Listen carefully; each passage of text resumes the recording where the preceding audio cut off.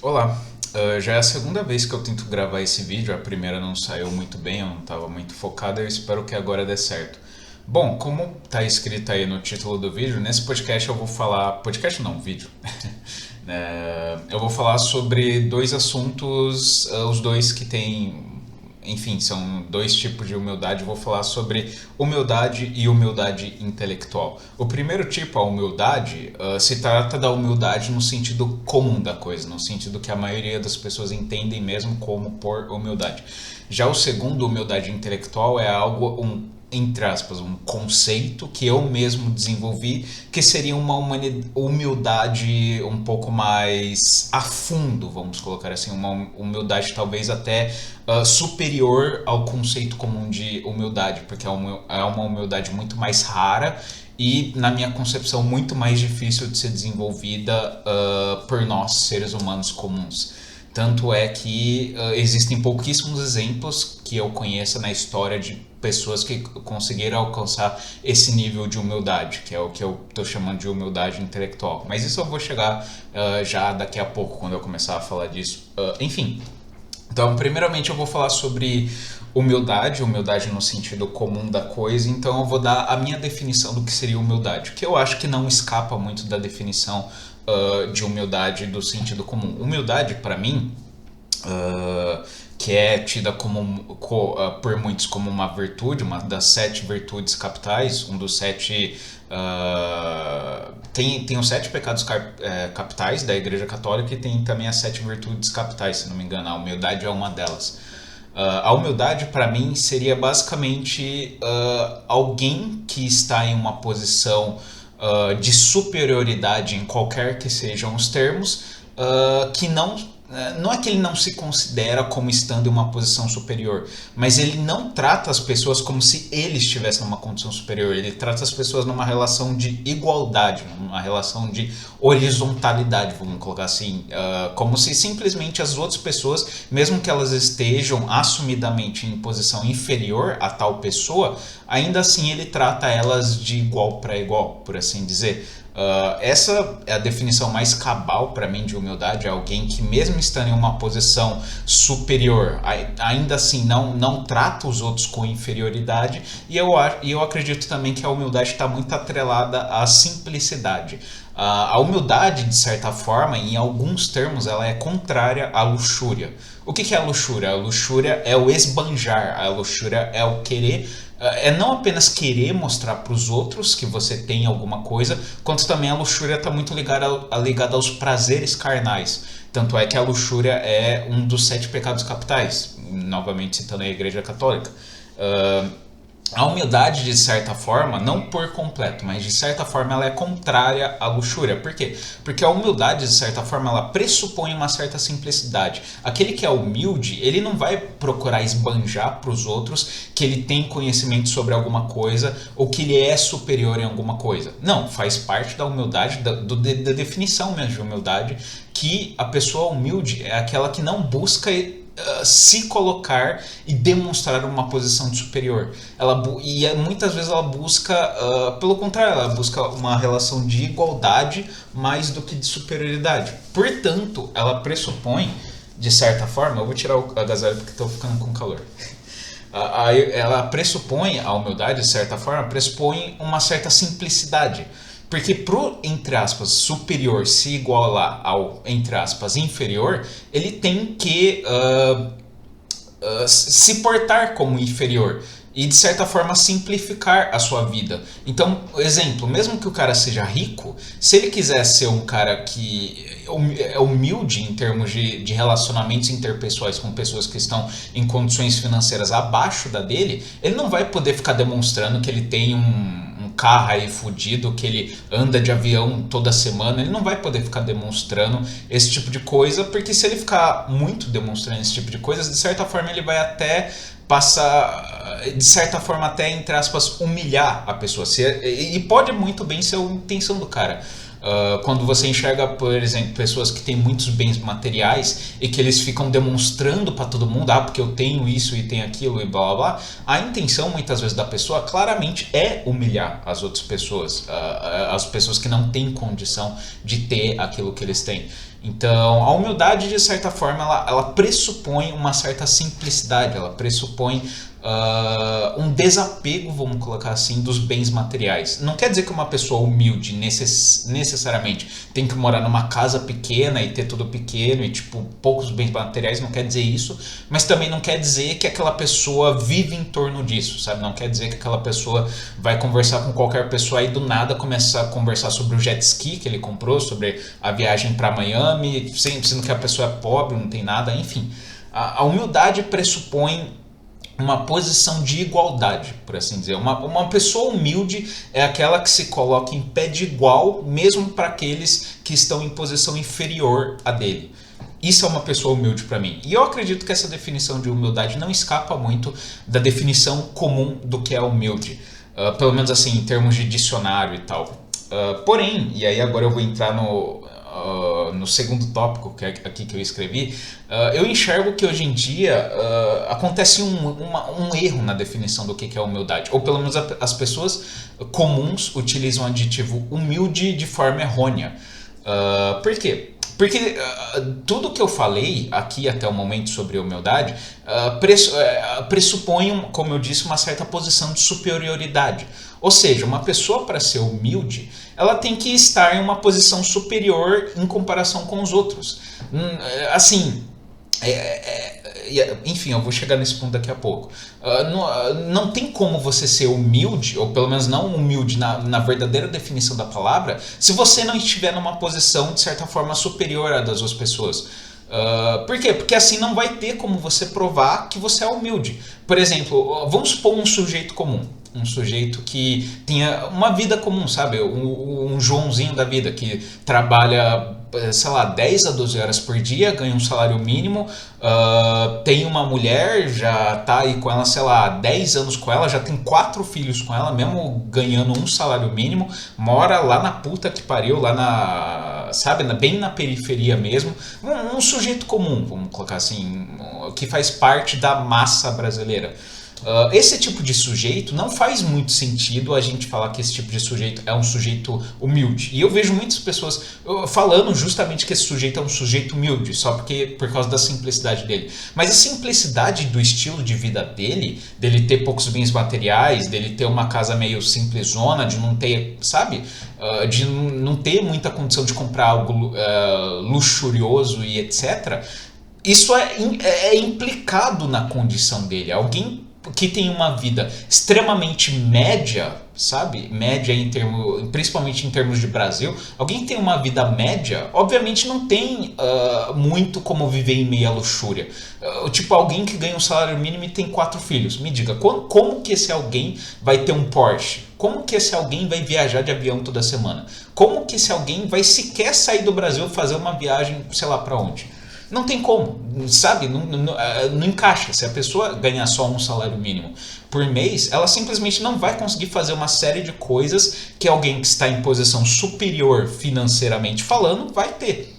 Então assim, você falar, por exemplo, que é o que eu vejo o Zé Povão, as pessoas comuns falando, que esse tipo de sujeito, o sujeito comum, é um sujeito humilde, não apenas é redundante, porque ele tem que ser humilde, ele não tem como não ser humilde, ele não tem como esbanjar luxúria, porque ele não tem condição financeira, ou seja lá qual for condição para isso. Não apenas é redundante, como também é uma falsa definição de humildade, porque isso trai aquilo que eu falei. O humilde é aquele que pressupõe uma posição de superioridade e ainda assim não se trata e não trata os outros com essa posição de superioridade, mas sim com uma posição de igualdade.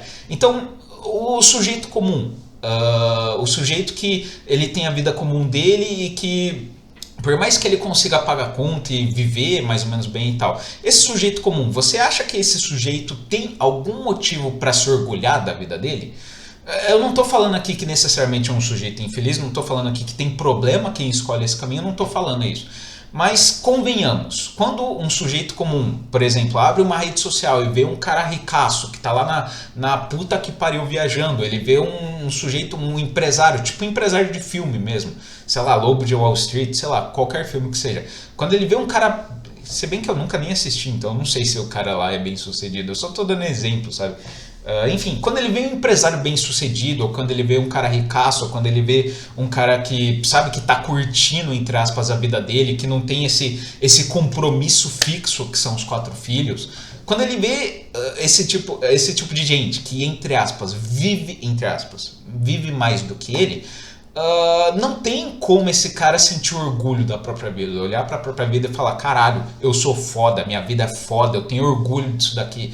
É praticamente impossível alguém que vive na materialidade enxergar alguém que esbanja mais materialidade do que ele e achar que a vida dele que tem pouca materialidade, que ele tá bem pra caralho, que ele se sente orgulhoso disso. Ele pode até não se sentir mal de não ter certos bens materiais, mas eu acho muito difícil ele se sentir orgulhoso disso. Ainda mais o cidadão brasileiro, o médio comum, que não manja nada de filosofia, não manja nada de estoicismo e nada de coisas do tipo.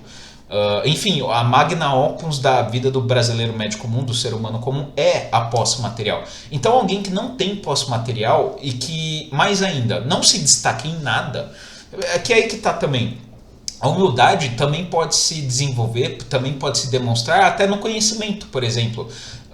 Alguém, por exemplo, que manja muito de biologia, que é o foda das galáxias, o pique em biologia, mas que trata, por exemplo, as pessoas que ainda estão na faculdade, na universidade, aí, estudando biologia, trata essas pessoas de igual para igual. Ou então tenta passar o que ele sabe para essas pessoas. Essa é uma pessoa em tese humilde, ele não é uma pessoa, tipo, em termos de bens materiais foda, mas em termos de conhecimento ele pode ser foda e ainda assim humilde. Então a humildade acontece não apenas no campo do material, mas também no campo do conhecimento. E também pode acontecer no campo das relações interpessoais. Por exemplo, um sujeito que é mega influente, que é mega 1000 contatos e que ainda assim trata todo mundo de maneira igual, também pode ser dito como um sujeito humilde, sabe?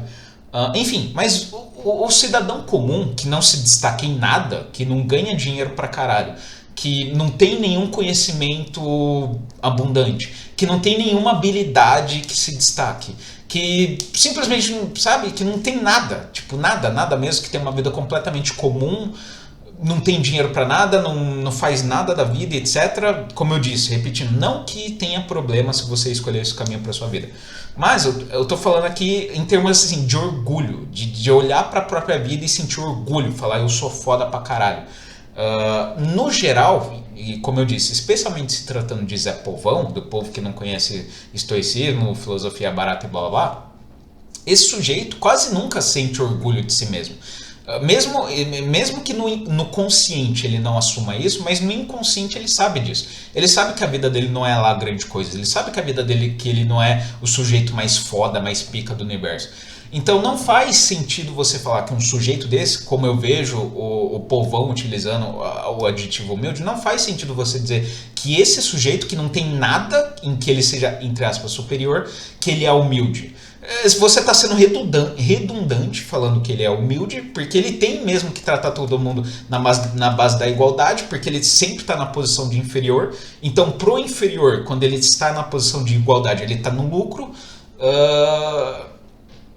E eu não lembro qual que era o laço que eu queria fazer com isso. Mas enfim, não faz sentido você falar que alguém assim é humilde. Porque, sabe, ele não tem motivo para se orgulhar de coisa alguma. Quando a pessoa, por exemplo, ele é foda e supera o orgulho por ser foda em alguma coisa e rebaixa, entre aspas, bem entre aspas, rebaixa, entre aspas, o orgulho para uma posição de igualdade para com todo mundo, mesmo para com aqueles que estão embaixo, os, entre aspas, inferiores, aí sim há uma virtude, aí sim há uma qualidade, aí sim há algo que demanda trabalho, que demanda desenvolvimento psicológico, espiritual, seja lá o que for. Aí sim há uma qualidade real. Mas quando alguém não tem que ter esse trabalho de rebaixar o próprio orgulho, porque a pessoa não tem orgulho de nada, porque a vida dela é bem mediana, bem ok, não me parece que a verdade, a humildade seja de fato uma virtude. Me parece isso uma falsa humildade, que é o que eu estou falando, é o erro que a maioria, que o povo comum hoje comete quando utiliza esse adjetivo. Utilizar esse adjetivo para pessoas que simplesmente são muito pobres, mas que simplesmente não, sabe, você está falando que o céu é azul, você está falando que a água é molhada quando você está falando que alguém pobre é humilde. você não está falando nada, no fim das contas, sabe? Você está falando algo que é auto-evidente. E aqui eu não vou entrar em discussão de se a água é molhada e se isso é auto-evidente ou não, porque aí é mais filosofia de epistemologia de retardado. Isso é outro assunto completamente diferente. Mas enfim. Então, hoje em dia acontece esse erro muito grande da gente aliar humildade com pessoas que simplesmente não são na definição mais profunda, bem entre aspas, mais profunda da palavra. A gente dá o adjetivo de humilde para qualquer um que tem pouca coisa, quando na real é justamente o contrário. O humilde deveria ser o cara que tem muita coisa, mas que ainda assim ele trata essas coisas como nada. Ele é mais preocupado com as pessoas que estão ao redor dele do que com as coisas, os objetos que ele tem. Esse sim é um cara humilde. Esse sim é um cara que tem uma virtude. Não um cara que mora tipo na favela e, sabe, tem 4 filhos para cuidar e ganha um salário bem merda para a realidade que ele vive e tal, sei lá, não sei nem como que ele vive. Esse sujeito não me parece que ele seja um sujeito humilde. Você pode até falar que esse é um sujeito trabalhador, esse é um sujeito batalhador, é um sujeito que dá seu máximo, mesmo tipo o máximo dele sendo muito pouco. Ele dá seu máximo para criar os filhos. Você pode até falar, dar esse tipo de adjetivo para esse sujeito e falar que nesse sentido ele é um sujeito virtuoso. Sim, pode falar, eu concordo que ele pode ser estas coisas, mas falar que ele é humilde tanto é redundante quanto é dar uma falsa definição para o que é a humildade. E inclusive, até algum tempo atrás, eu diria até alguns, sei lá, um ano atrás, mais ou menos, sei lá, uns 10 meses, um ano atrás, mais ou menos, eu tinha um certo desprezo, vamos colocar assim, pela qualidade da humildade, pela virtude de humildade. Por quê? Porque eu já li, quando eu estava aí no começo da minha vida filosófica, eu comecei tudo errado, como todo jovem que começa errado faz. Eu comecei por Nietzsche, Schopenhauer, essas porra. E todo mundo sabe que em filosofia isso é muito errado. Você tá começando, tipo, você tá invertendo a ordem. Mas enfim, quando eu comecei na minha vida aí mais filosófica, mais a fundo, eu comecei justamente por Nietzsche, Schopenhauer, Camus e essas porra aí. E o Nietzsche, para quem conhece o mínimo de Nietzsche, sabe que Nietzsche odeia a humildade. Para Nietzsche, a humildade é o selo do gado, vamos colocar assim. A humildade é o espírito de ressentimento do negativo com o positivo. O espírito de ressentimento do inferior para com o superior. E, para ser bem honesto, eu concordo com isso. Não completamente. Até um ano atrás eu concordava 100% com essa afirmação. De que a humildade, no fundo, é o ressentimento do inferior para com o superior. Eu concordava 100%, hoje em dia eu concordo 80% com isso. Por quê? Porque eu percebi que a humildade tanto tem essa parte aí, que é a parte que 80% das pessoas cometem, que é a falsa humildade, que realmente é o espírito do ressentimento ali da pessoa, de tipo dela não querer assumir para si mesma que ela está numa posição inferior. Tanto acontece isso, quanto pode acontecer a realidade de um cara que é foda não se tratar como foda. E aí seria a humildade verdadeira. Então, por conta dessa falsa definição e essa falsa noção de humildade, muitos pensadores, Nietzsche mais notadamente, por exemplo, e eu, não que eu seja um pensador, mas enfim, e outras pessoas também, de repente, que leem Nietzsche, ou pessoas que leem escritos satanistas, e quando eu falo satanismo, não é satanismo tipo de louvar Satanás, é o satanismo filosófico. Para quem não sabe, sim, existe o satanismo da linha filosófica, mas que não é a mesma coisa de você louvar Satanás. É só meio que um culto ao individualismo, vamos colocar assim. O satanismo basicamente é isso, é o culto ao individualismo. Mas enfim, não é sobre isso esse vídeo. As pessoas que seguem Nietzsche e satanismo e individualismos de forma geral, elas tendem por vezes, a esse desprezo para com a humildade. Por quê? Porque se você for perceber o espírito comum e sabe o que é a humildade para a maioria das pessoas, o que é essa humildade utilizada no contexto comum, você vai perceber que, na verdade, a humildade muitas vezes é sim um ressentimento do inferior para com o superior. Por quê? Porque a maioria das pessoas enxergam, por exemplo, quando as pessoas veem alguém rico que não é humilde, alguém rico que tipo posta nas redes sociais mesmo, que posta foto na lancha, posta foto em viagem, posta mesmo, não tá aí nem aí, faz zero caridade, foda-se.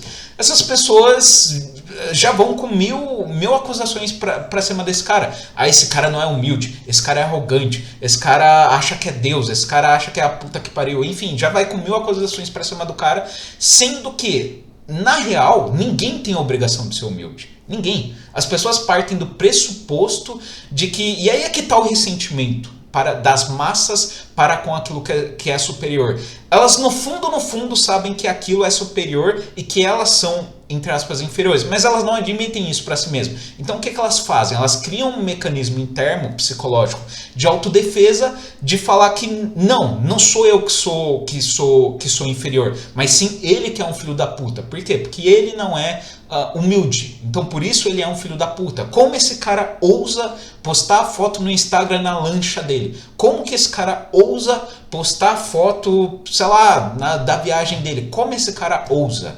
No fundo, isso tudo é pura e simples inveja, sabe? Então, eu acredito que entre as massas, a maior parte do povo comum, do público comum, a humildade, na verdade, é uma falsa humildade, ela tem um quê, na verdade, de inveja, sabe? Uma inveja não admitida, de ver alguém que está em posição superior à sua, não admitir isso para si mesmo, e a partir do momento que essa pessoa não demonstra que ele é a mesma coisa do público comum, aí pronto, esse cara vira um monstro, esse cara vira um desumilde, não tem humildade. Nossa, o cara, se não tem humildade, ele não tem nada. Sendo que no fim das contas, é aquilo que eu acabei de falar, ninguém tem obrigação de ser humilde para com ninguém. Se o cara, por exemplo, ele tem dinheiro pra caralho, e ele quer postar no Instagram que ele tem dinheiro pra caralho, o que impede ele de fazer isso? Nada. Se o cara, sei lá, se o cara quer postar o que ele quiser e ele quer andar na rua com uma Ferrari, tudo bem que andar na rua com Ferrari não dá, porque as ruas do Brasil são todas fodidas. Se o cara vai andar com Ferrari na rua, ele vai foder a Ferrari dele. E é por isso mesmo que você não vê Ferrari, não vê carrão andando nas ruas comuns. Mas enfim, se o cara quiser fazer uma graça com o dinheiro dele, o que impede ele dele fazer isso? Nada. Você até pode argumentar que esse cara é um cara que não está exercendo o exercício da humildade, e esse cara é um cara que muito mais pende para luxúria do que para humildade. Você pode argumentar isso? Pode. Mas você não pode falar que ele tem a obrigação de ser humilde. Você não pode falar que ele é um monstro, que ele é... Que muitas vezes eu vejo as pessoas, o público comum, as pessoas mais pobres e tal, se referindo às pessoas que não são humildes como os maiores soberbos da Terra, como o próprio Satanás, vamos colocar assim, como uma espécie de Lúcifer, alguém que está desafiando Deus. Como assim ele está desafiando Deus e humildade? Sendo que, cara, tipo, a humildade tem sim sua importância, a humildade é sim uma das qualidades vitais que qualquer um pode ter, só que não é, sabe, tipo, alguém não ser humilde não é, tipo, o fim do mundo. E é o que eu falei também, cara, tipo, se a pessoa tem dinheiro e ela quer esbanjar dinheiro, o problema é dela. Tipo, ela pode. O que vai impedir a pessoa de fazer isso? Tipo, porque eu não quero me sentir em posição de inferioridade. Aí é que tá a crítica de Nietzsche, que eu concordo. Se você se sente atacado, mesmo que indiretamente, por pessoas que têm algum bem capital, que estão numa posição de superioridade sobre você, é porque você, no fim das contas, tem um ressentimento. Você, no fim das contas, tem um quê de inveja de tal pessoa. Se você não tivesse, você não ficaria ofendido porque tal indivíduo tem e está mostrando que tem. Você simplesmente olharia e tipo, beleza, é isso, sabe? Então, assim, eu acho que infelizmente, para o público comum, para as pessoas comuns, se criou essa falsa definição de humildade. E aí mesmo surge a crítica de caras como Nietzsche a essa humildade, que no fim das contas é, sim, querendo ou não, um espírito de ressentimento. Mas eu, particularmente, hoje em dia, como eu disse, eu acredito que existe sim humildade. Ela só não está presente no público comum, entre aspas, no gado, porque simplesmente não tem, pelos motivos que eu já falei, não tem como o público comum ser humilde. Você está falando que alguém pobre, fudido, que tem uma vida fudida, blá blá blá, que essa pessoa é humilde, você está falando que a água é molhada, pura e simplesmente. Para mim, humilde pressupõe, para uma pessoa ser humilde, tem que pressupor que essa pessoa está numa posição de superioridade em qualquer que seja o assunto para com os demais. Enfim, então a possibilidade, existe sim a possibilidade da humildade, mas não para o Zé Povão. Quem pode ser humilde? Quem tem conhecimento pra caralho pode ser humilde. Quem é foda em certa área do conhecimento ou certa área de qualquer coisa. Alguém foda em engenharia. O maior engenheiro do Brasil. Esse cara também pode ser humilde. O cara que ganha dinheiro pra caralho, que trabalha sei lá onde, que ganha 30 pau por mês, também pode ser um indivíduo humilde. Enfim, qualquer indivíduo que se sobrepõe, entre aspas, muito à realidade comum, pode ser um indivíduo comum. Mas o indivíduo comum não pode ser humilde. Porque simplesmente ele não tem motivo para se orgulhar da própria condição. A não ser que ele tenha um nível filosófico muito elevado, a maioria das pessoas, principalmente no Brasil, não tem o porquê de se orgulhar. Não tem o porquê, sabe, de lutar contra uma tendência do ego. A virtude está aí. A virtude da humildade está aí. O humilde precisa, até com uma certa frequência, lutar contra o próprio ego. O próprio ego que fica querendo, tipo, mostra pra ele o que você tem, mostra pra ele a tua posição, coloca ele no lugar dele.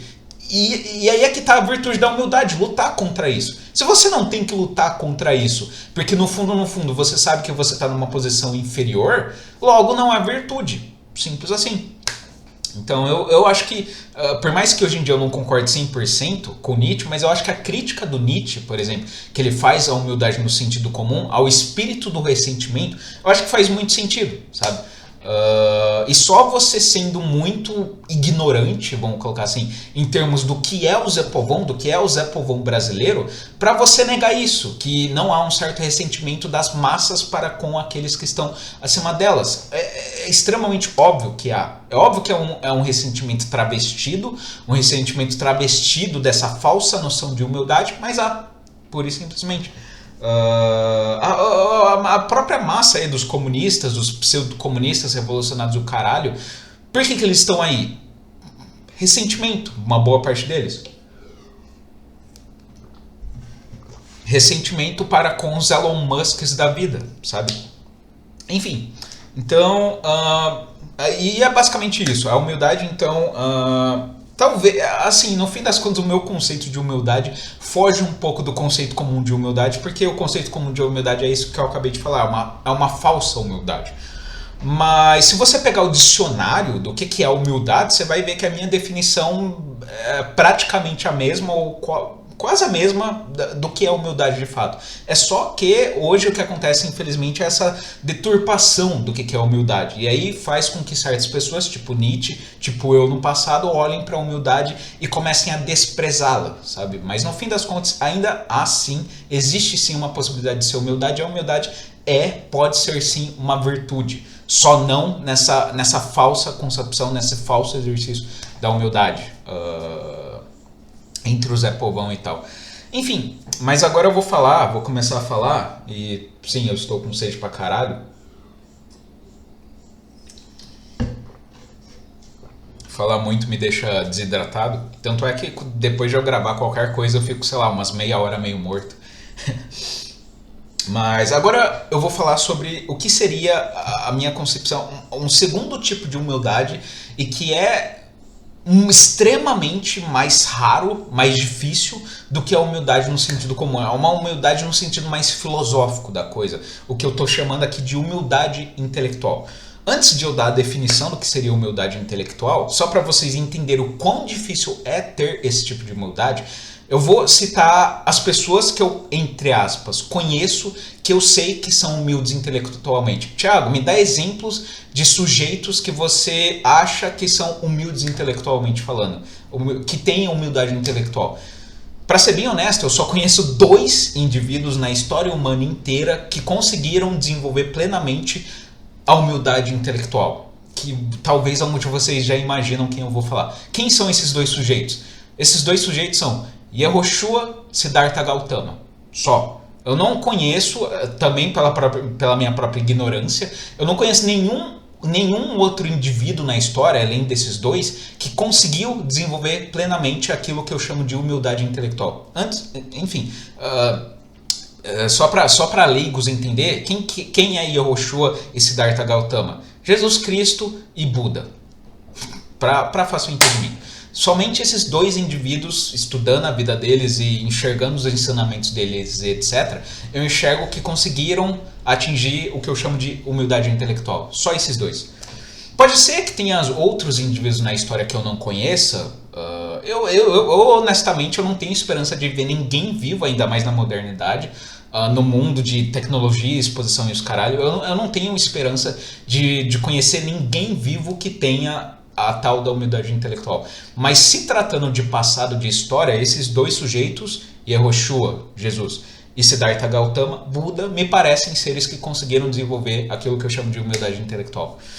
Só para vocês terem uma noção de quão rara ela é. E o que é, de fato, a humildade intelectual? A humildade intelectual é, falando em termos simples e já meio que partindo para a conclusão, a humildade intelectual é a adoção ao extremo, a adoção do começo ao fim, do pé da letra de tudo, de todos os sentidos possíveis, da primeira máxima socrática. E qual é a primeira máxima socrática? Ou pelo menos que eu considero a primeira máxima socrática. Só sei que nada sei. É isso, cara. Tipo, você ser humilde, intelectualmente falando, é você seguir a máxima socrática do só sei que nada sei até as últimas consequências. É você literalmente abandonar, não abandonar o teu conhecimento, mas você ter consciência o tempo inteiro de que o teu conhecimento é tão pequeno que não seria exagero falar que teu conhecimento é nada. É você enxergar o teu conhecimento como nada. É você ser plenamente aberto a todas as formas de conhecimento, independente de onde elas venham, porque você sabe que no fim das contas o teu conhecimento e os teus pressupostos são nada. Só sei que nada sei. Ou seja, os meus pressupostos, a minha filosofia, a minha carga de vida, o meu conhecimento, tudo isso equivale a nada. Não que isso não tenha um valor, mas que diante de todo o conhecimento existente, o meu conhecimento é nada. O Sócrates, quando ele desenvolveu essa frase, quando você estuda o contexto de vida dele e tal, ele não queria dizer necessariamente que tipo, ele literalmente não sabe nada.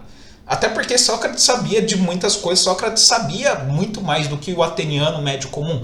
Ele tinha consciência disso. Mas ele deslumbrava o tanto de conhecimento que existe no mundo, e não apenas no mundo, porque o mundo é muito pequeno, o planeta Terra é muito pequeno. Mas quando ele deslumbrava o tanto de conhecimento que existe por aí, que está simplesmente escondido, entre aspas, para nós humanos, ele percebia que, tipo, que era melhor ele considerar que ele nada sabia do que ele sabia de alguma coisa, porque o conhecimento dele é tão pequeno que não é minimamente comparável ao conhecimento que existe como um todo. Então você ser humilde intelectualmente é você simplesmente aceitar que você não sabe de nada. E isso é difícil pra caralho. Isso, por mais que a definição de humildade intelectual seja, em tese, simples, é extremamente difícil ao ponto de eu, particularmente, só conhecer 2 pessoas na história humana inteira que desenvolveram isso. É extremamente difícil você aceitá-la de maneira, sabe, de maneira íntima. É extremamente difícil. Por quê? Por conta, para resumir em uma só palavra, solipsismo. Todos nós, seres humanos, e isso eu escrevi lá no Ideia, eu também desenvolvi em alguns vídeos meus aí que falam sobre solipsismo e tal, enfim. Todos nós, seres humanos, nós temos uma necessidade biológica natural de sobrevivência. Todo mundo tem isso. É um dos pressupostos biológicos mais simplesmente inatos, não apenas dos seres humanos, mas de qualquer ser vivo existente, é a própria existência. Ele busca perpetuar e preservar a própria existência. Então nós, seres humanos, por exemplo, quando a gente está e não apenas ser humano, qualquer animal, quando a gente está em frente a um precipício, por exemplo, a gente não vai pular, a gente vai olhar para o precipício e vai sentir medo. A gente vai olhar para o precipício e vai cagar nas calças. Por quê? Porque o nosso corpo, por mais que a gente diga que a gente é livre, por mais que a gente diga que a gente controla o nosso corpo e blá blá blá, o nosso corpo ainda assim, o nosso cérebro tem instintos permanentes, por assim dizer, e inatos de autopreservação. Então qualquer ser vivo que olhar para o precipício, vai olhar para o precipício e cagar nas calças. O cachorro, se estiver no precipício, ele vai olhar para o precipício e vai sair fora. O ser humano vai olhar para o precipício e vai sair fora. O cervo vai olhar para o precipício e vai sair fora. Os únicos tipos de seres que não vão olhar para o precipício e cagar nas calças são as aves, que voam. E isso faz parte natural. Então, tipo, um precipício para ave que voa, está acostumada com o ar, o céu, que não está sob efeito direto da gravidade, a ave não vai sentir medo do precipício. Mas todos os seres vivos que não têm esse aparato, vamos colocar assim, que as aves têm, vão cagar nas calças na frente de um precipício. Por quê? Porque faz parte do instinto natural de qualquer ser vivo a autopreservação. E a autopreservação, por vezes, implica na adoção de certos paradigmas, entre aspas, de certas verdades inatas, por assim dizer. E alguém, para conseguir chegar no nível de ser humilde intelectualmente falando, ele precisa, com muita frequência, quebrar esses próprios paradigmas inatos que são tanto biológicos, quanto por vezes são até, tipo, algo que ele desenvolveu por conta das experiências de vida dele, por conta do contexto social em que ele vive, por conta das amizades, por conta do contexto familiar e etc. Todos nós, com o passar do tempo, nós nascemos de um jeito X e morremos de um jeito Y. O que quer dizer? Que nós mudamos conforme o passar da nossa vida. Ninguém nasce e morre 100% igual. Todo mundo, a não ser que tipo, você nasça e morra com 2 dias de vida. Mas para nós que estamos aqui, que já temos uma certa idade, nós somos muito diferentes daqueles que nós éramos quando nós éramos crianças. Tá certo que certas coisas não mudam. Tem certas coisas na tua personalidade. Eu particularmente acredito sim em personalidade inata e individualidade inata. Tem certas coisas que não mudam. Tipo, exemplo, introvertido e extrovertido. Eu não acredito que isso seja algo mutável. Eu acredito que se alguém nasce introvertido, vai morrer introvertido. E se alguém nasce extrovertido, vai morrer extrovertido e acabou. Tem certas coisas que não mudam. Mas tem muitas coisas que mudam na gente. Então, por exemplo, sei lá, quando eu era criança, e até minha adolescência, até alguns poucos anos atrás, era uma pessoa que eu tendia muito ao pessimismo. Eu tendia muito a simplesmente achar que eu não conseguia, que as coisas iam dar errado, que eu não era capaz. Esse tipo de pessimismo, que também é fruto das minhas experiências pessoais. Experiências com bullying, experiências pessoais de relacionamentos interpessoais negativas, fracassos amorosos, enfim. Eu acabei desenvolvendo com o passar do tempo uma certa tendência pessimista, de achar que as coisas não vão dar certo, de que eu não sou capaz, enfim, esse tipo de coisa. Só que com o passar do tempo, utilizando lógica, me desenvolvendo filosoficamente, me desenvolvendo como pessoa, hoje em dia, não que eu deixei completamente o pessimismo, mas hoje em dia eu sou uma pessoa que eu penso, cara, se tá ao meu alcance, eu posso fazer. O que me impede de fazer? Se eu tenho, por exemplo, ir lá para o sol e trabalhar 10 horas no sol carregando caixa. Se eu tenho 2 braços para isso, se eu tenho força física para fazer isso, o que me impede? Nada. Ou sei lá, estudar matemática. Por mais que seja complicado, se eu tenho um cérebro, se eu consigo ter algum espaço tranquilo para estudar, e para estudar e para pensar e etc. O que me impede de aprender matemática? Não estou falando, desde que não seja num nível extremamente hardcore, no nível Leibniz da vida, o que me impede disso? Enfim, o fato é que nós nascemos de uma maneira e morremos de outra maneira.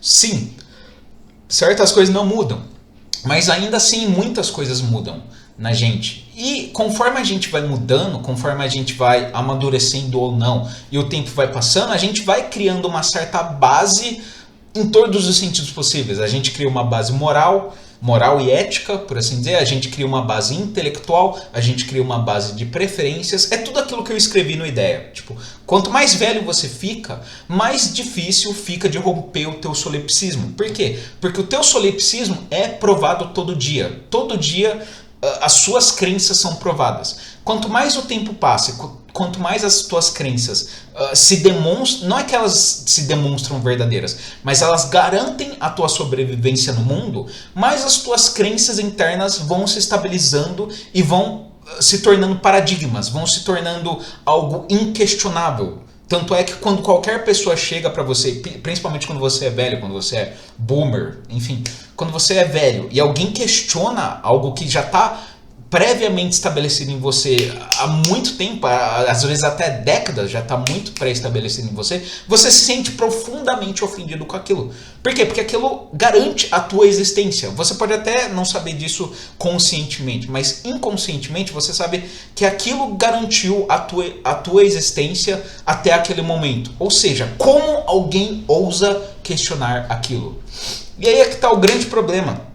Se você tem qualquer certeza no campo da intelectualidade, no campo do conhecimento, por mínima que seja, você já não pode ser humilde intelectualmente falando. Porque a humildade é o desprendimento do ego, da vaidade, da necessidade do conhecimento. Eu enxergo que muitas pessoas como eu, até pessoas que buscam o conhecimento, eles têm uma certa forma de... é um ego invertido.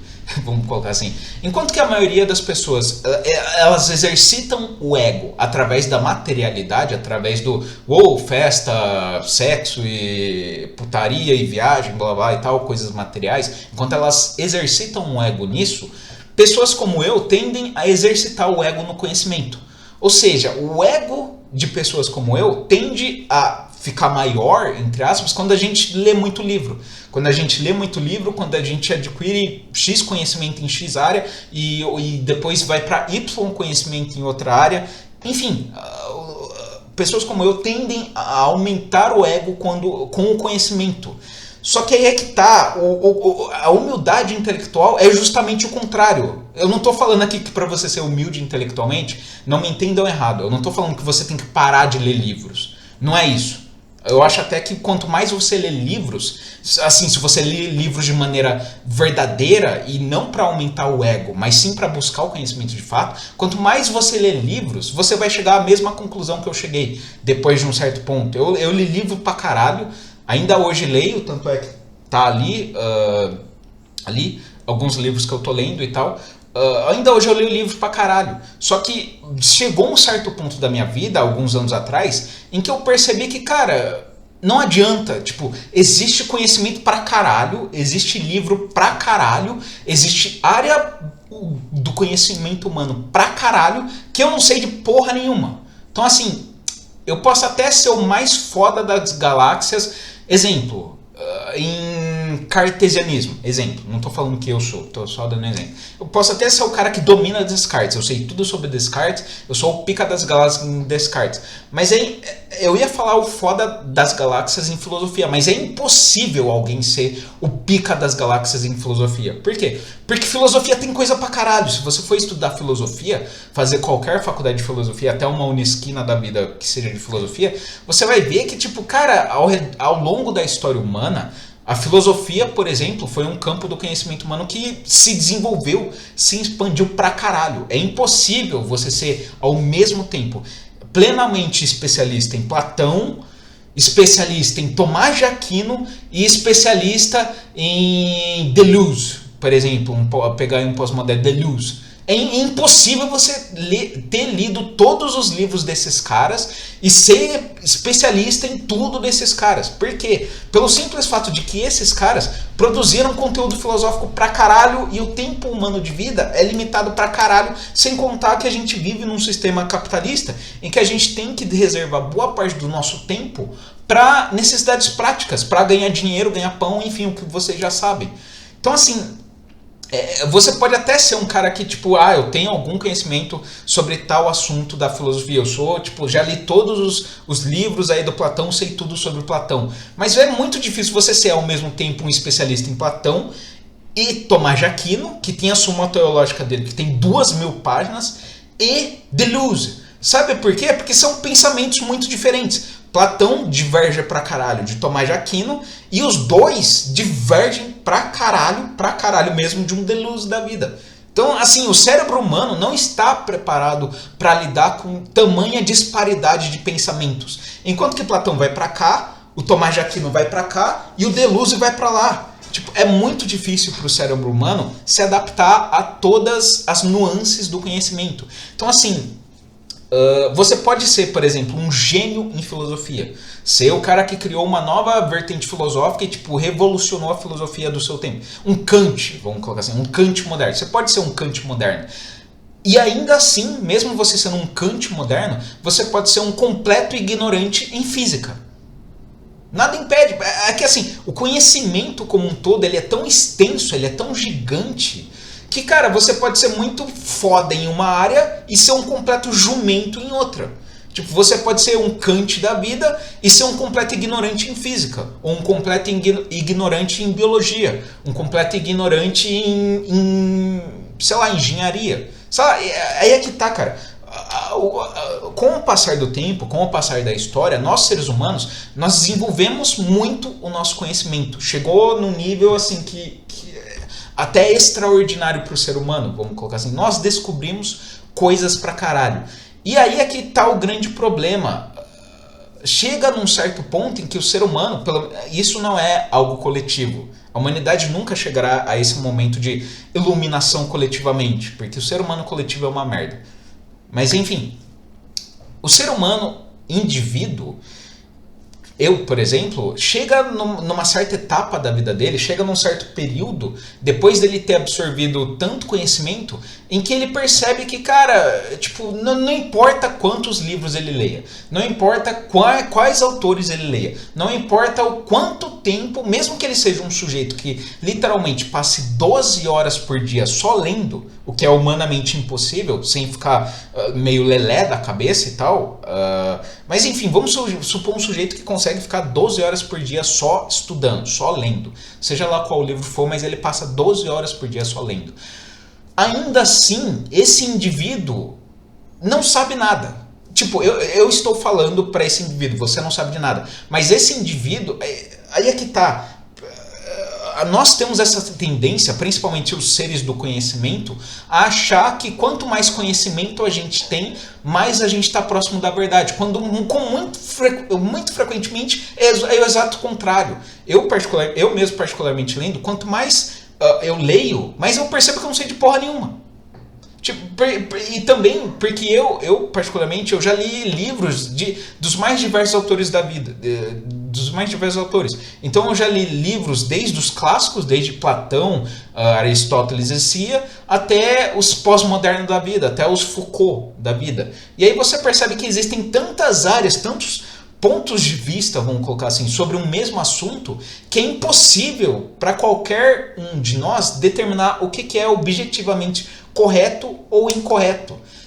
Aí é que mora a crença, sabe? Você pode até falar, adotar uma certa perspectiva e falar, essa é a verdade, eu acredito nisso e ponto, acabou. Mas essa verdade nunca é universal. Você acredita nisso, ou seja, é só uma crença sua, mas não é a verdade. E quem somos nós, no fim das contas, para sabermos o que é a verdade? Esse é o ponto vital da humildade intelectual. É você perceber que não importa quanto conhecimento você absorva, não importa quantos livros você leia, não importa, sabe, não importa o quanto você dedique da tua vida ao conhecimento de fato. Você, no fim das contas, ainda não sabe nada. Você e nada, você e alguém que lê 0 livros, tipo o Zé Polvão mesmo, você e o sujeito comum que trabalha 12 horas por dia, que tem 4 filhos, que mora lá na puta que pariu, você e ele estão no mesmo nível em termos de conhecimento. Ou seja, os dois não sabem de porra nenhuma. Isso é você apreender de maneira assim íntima e verdadeira o que é, se você ser de maneira verdadeira humilde intelectualmente falando. Até porque a humildade pressupõe a abertura para outros conhecimentos. Então, assim, E aí vocês podem, agora me vendo falando, vocês podem até falar, cara, eu acho que você, Thiago, é um sujeito que é humilde intelectualmente falando, por tudo isso que você está falando. Só que eu falo para vocês, não, eu não sou humilde intelectualmente falando. Por quê?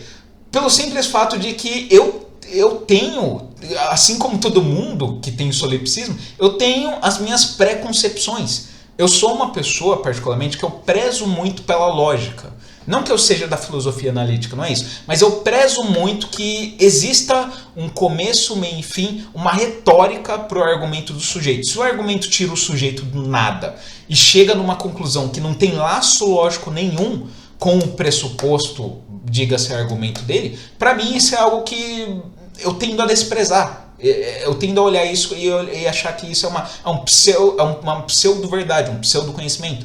E no fim das contas, tem muito. Isso daí, que faz parte da pós-modernidade em especial, de tirar um argumento do nada, ou da filosofia continental também, alguns ramos da filosofia continental, de tirar um argumento do nada e chegar numa conclusão que também vem do nada.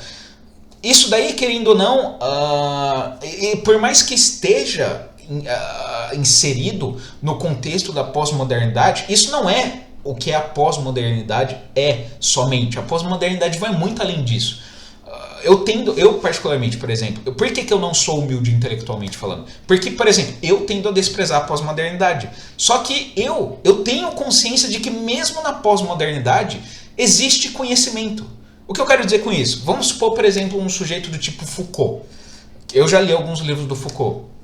Já pesquisei também sobre ele. Enfim, o Foucault, por mais que seja um sujeito que eu não concorde com ele hoje em dia, que eu tenho meus XYZ fatos que eu não concorde com ele, que não corrobore com ele, o Foucault seja um dos pais, entre aspas, da pós-modernidade, cara, simplesmente irrecusável a verdade de que Foucault, tipo, por mais que ele seja um pós-moderno, por mais que ele tenha ajudado pra caralho na pós-modernidade, por mais que ele seja um dos pais do pós-estruturalismo e de um monte de merda, blá blá e os caralho, é inegável que o Foucault ele estabeleceu o que ele estabeleceu o conhecimento dele com base em argumentação, eu não digo nem sólida, mas argumentação massiva mesmo, sabe?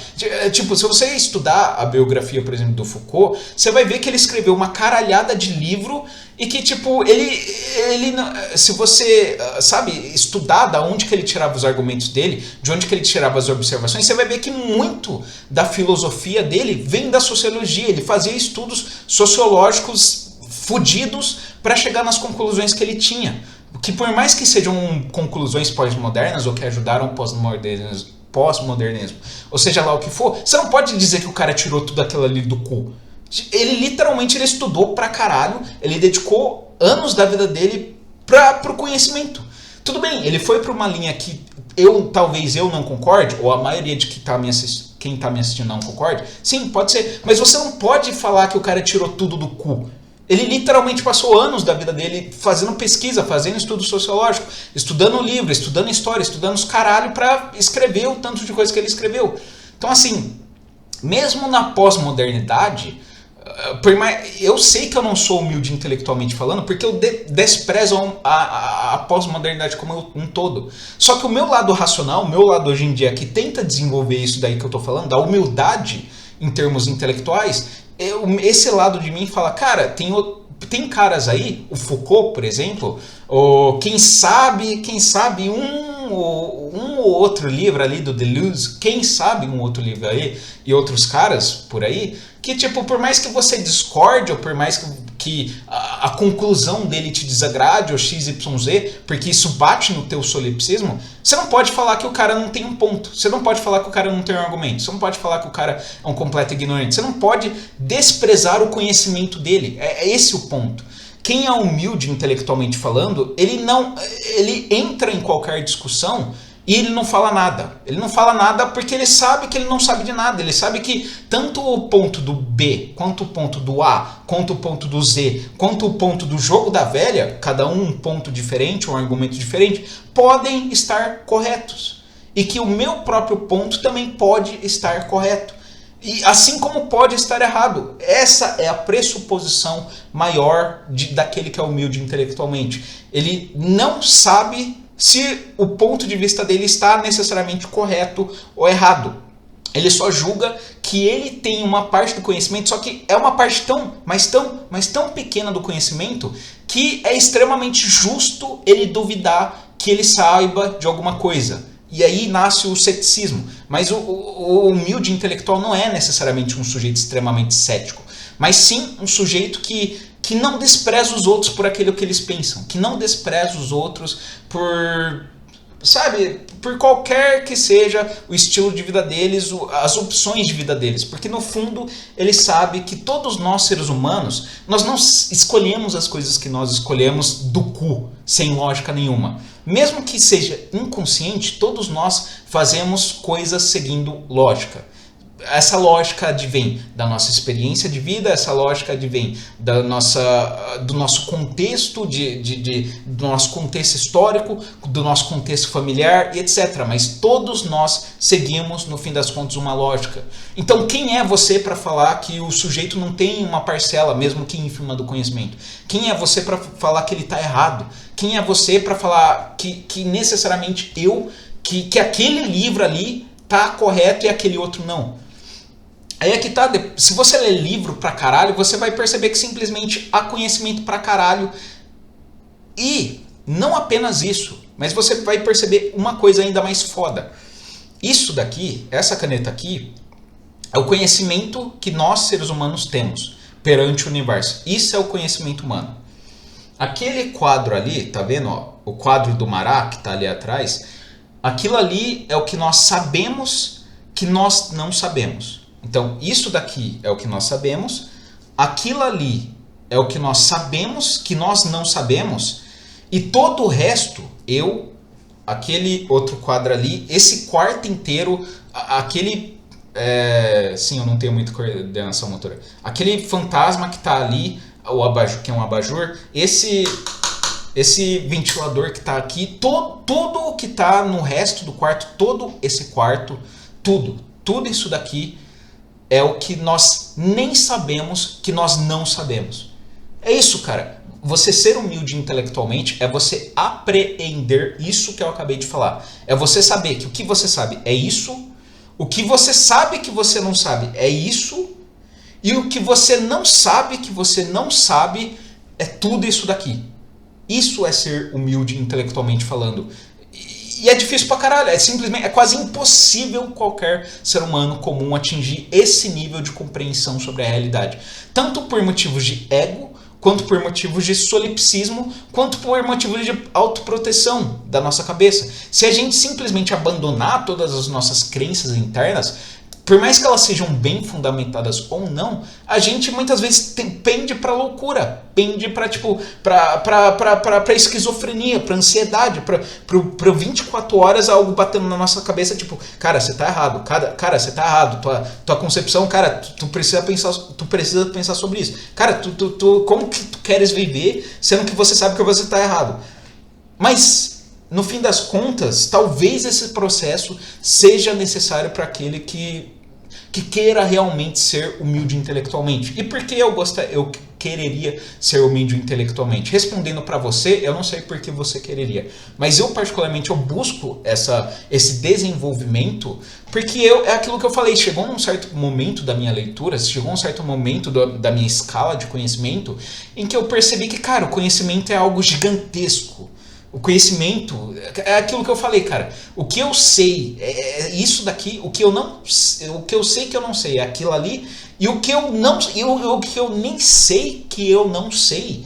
Cara, sabe, é tão gigantesco a parcela do conhecimento que eu nem sei que eu não sei, cara, que é imensurável, é humanamente imensurável tudo aquilo que simplesmente nós nem sabemos que nós não sabemos. É que nem, por exemplo, o fundo do oceano, sei lá, 10 mil metros de lá para baixo, exemplo.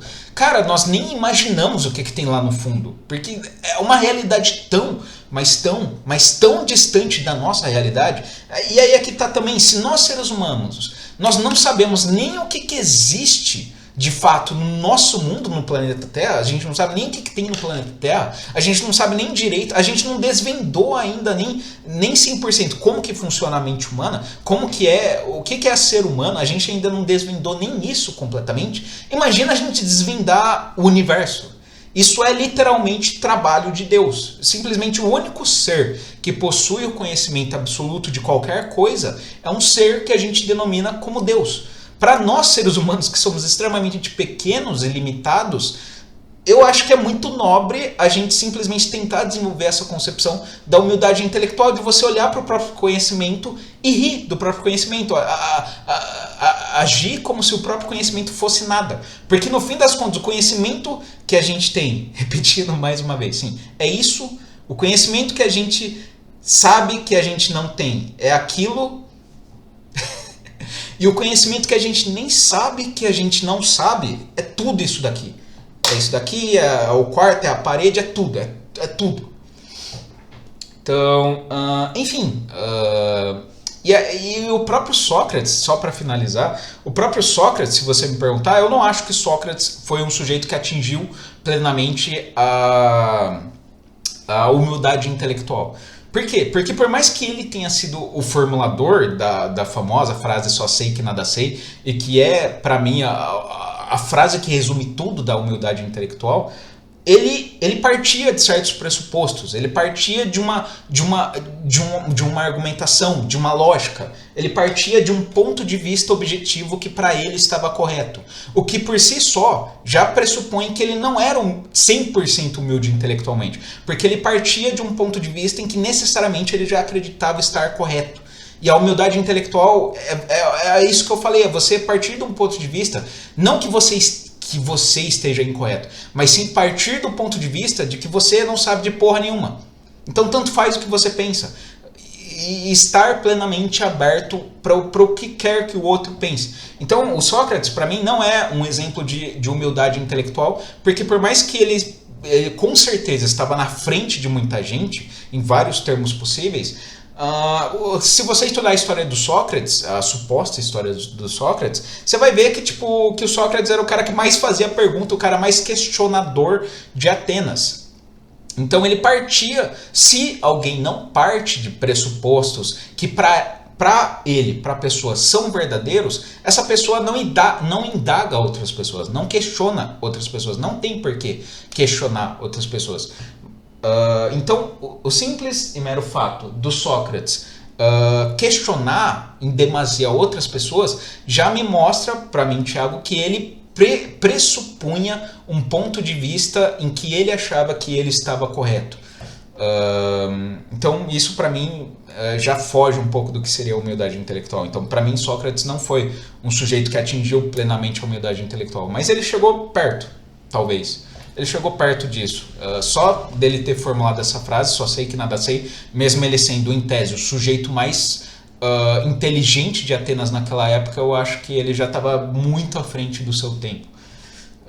Enfim, que dirá para nós, seres humanos do mundo moderno, que somos cercados de pseudo-conhecimento, de informação inútil pra caralho, que dirá para nós chegarmos nesse nível do Sócrates. Se chegar nesse nível do Sócrates já é difícil pra caralho, a gente estando cercado de tantas certezas, de tanto conhecimento inútil, de tanto ego e coisas do tipo, chegar na humildade intelectual é inimaginável, é extremamente difícil. É o que eu falei. Eu, até pela minha própria ignorância da história humana, eu só conheço 2 indivíduos que chegaram plenamente à humildade intelectual: Yehoshua e Siddhartha Gautama. O resto, todos nós partimos, sim, e ainda, de pressupostos que para nós estão corretos, mas que se a gente vislumbrar a verdade universal, o conhecimento universalmente falando, a gente vai perceber que, cara, tudo isso que a gente acha é nada. Não é nada, mas não seria exagero falar que não é nada, porque realmente é um grão de areia numa praia quase que infinita. Então, enfim, é isso. Talvez eu tenha me alongado demais no assunto, ficou com 1 hora de vídeo, mas eu espero que tenha dado para pegar o que eu quis dizer, eu acho que humildade... Eu tendia, como eu disse no começo, quando eu estava falando de humildade no sentido como eu tendia a desprezar a humildade como uma virtude, mas hoje em dia eu enxergo sim a humildade como de fato uma virtude, mas eu acho que a humildade no sentido como ela já é rara e a humildade intelectual ela é quase que inexistente. Mas eu acho que ela deve sim ser buscada como uma forma de ideal, como uma forma de idealismo. Porque no fim das contas é imbatível. É imbatível o fato, é irrefutável o fato de que o conhecimento que existe é ilimitado.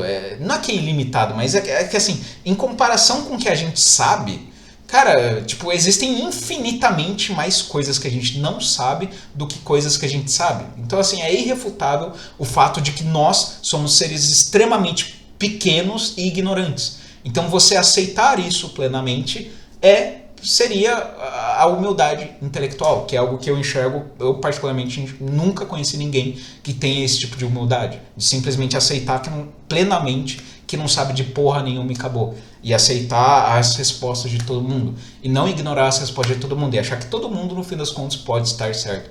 Porque, afinal, quem sou eu para falar o que é certo? Ou errado? Enfim, espero que vocês tenham gostado do vídeo. Ficou grande pra caralho, não era a minha intenção, mas é isso.